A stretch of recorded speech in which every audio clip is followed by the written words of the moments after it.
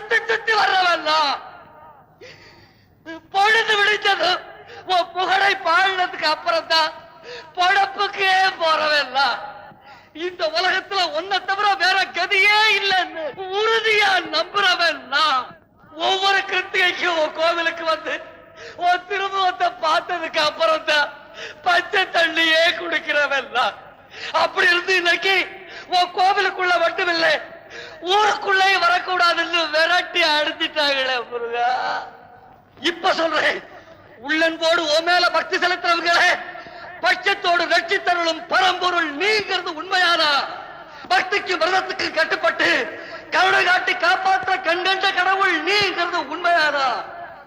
இப்ப இந்த இடத்துல முன்னால வந்து நில்லு, உன் திருமுகத்தை